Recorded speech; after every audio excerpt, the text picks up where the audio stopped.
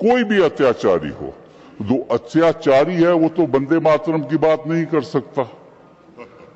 जिसके खिलाफ अत्याचार हो वही वंदे मातरम की बात करेगा। कहीं भी हो।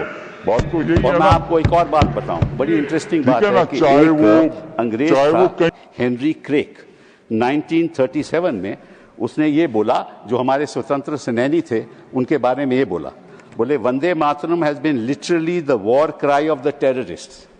क्या मतलब था कि जो वहां लड़ाई लड़ रहे थे कॉलोनियल पावर के खिलाफ, उनको टेररिस्ट बुलाया गया। क्यों बुलाया गया?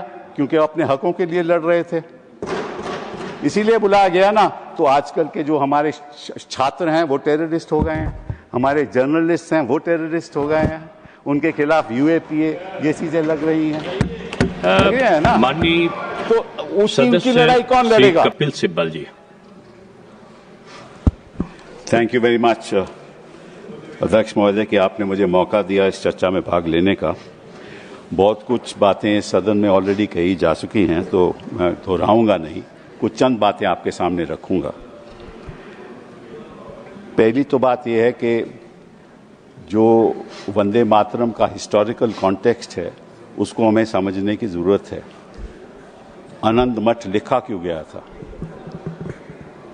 और इसके पीछे जो कॉन्टेक्स्ट है वो ये है कि 1770 में बंगाल में फैमिन हुआ, और जब फैमिन हुआ 1770 में, तो निश्चित रूप से जो खाद्यान्न था वो किसानों के लिए उनको मिलना चाहिए था, लेकिन वो मिला नहीं।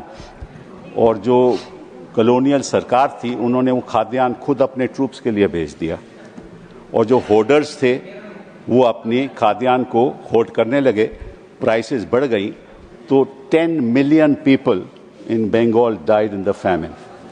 That is the context in which Anandamath was written.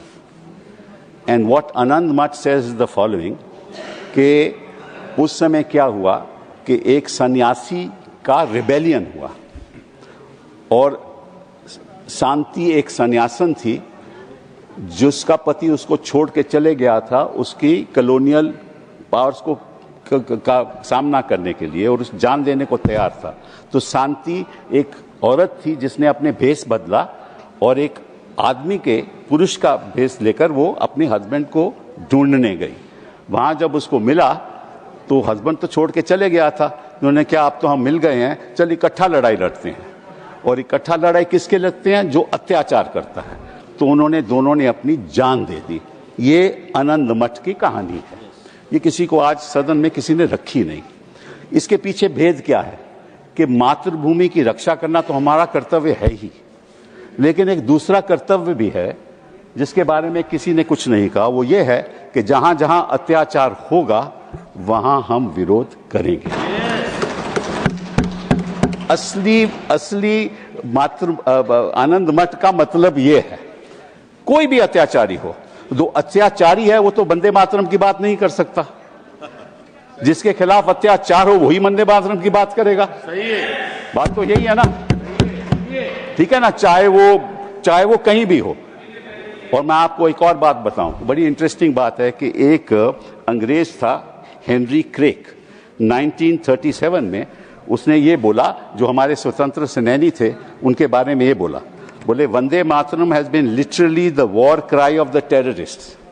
क्या मतलब था कि जो वहां लड़ाई लड़ रहे थे कॉलोनियल पावर के खिलाफ, उनको टेररिस्ट बुलाया गया। क्यों बुलाया गया? क्योंकि वो अपने हकों के लिए लड़ रहे थे, इसीलिए बुलाया गया ना। तो आजकल के जो हमारे छात्र हैं वो टेररिस्ट हो गए हैं, हमारे जर्नलिस्ट हैं वो टेररिस्ट हो गए हैं, उनके खिलाफ यूएपीए ये चीजें लग रही हैं ना। तो उनकी लड़ाई कौन लड़ेगा? सत्ता पक्ष के लोग तो लड़ नहीं सकते।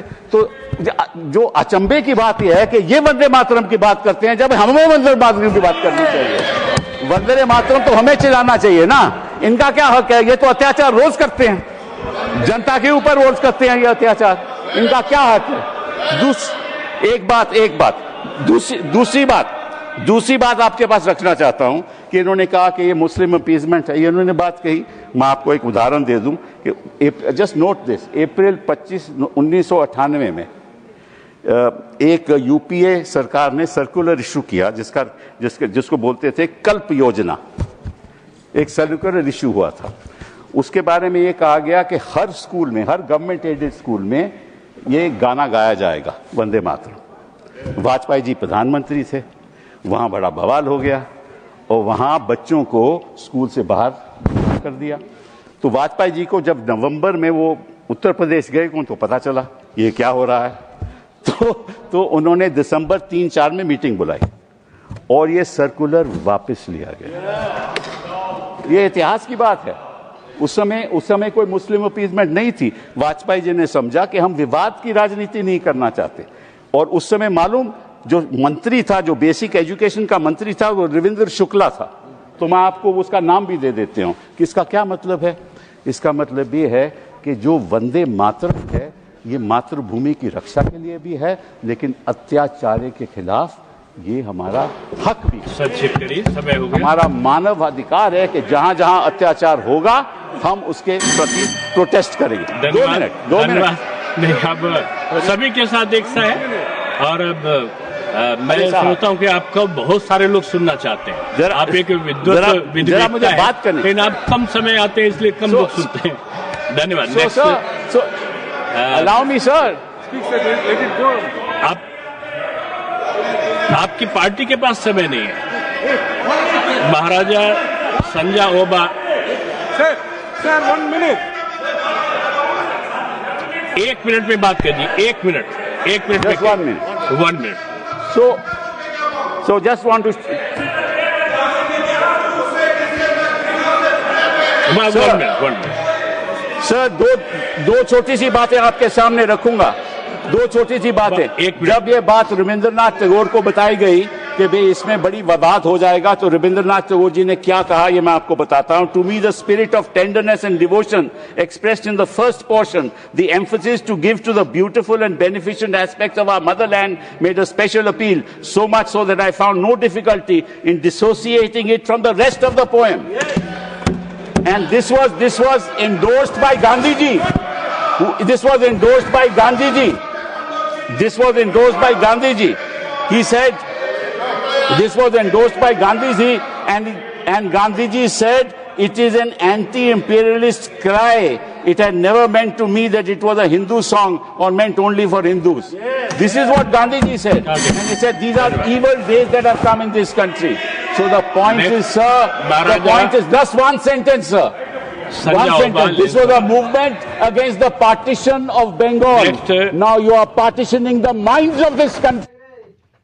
आप बोलिए। सर आपकी बात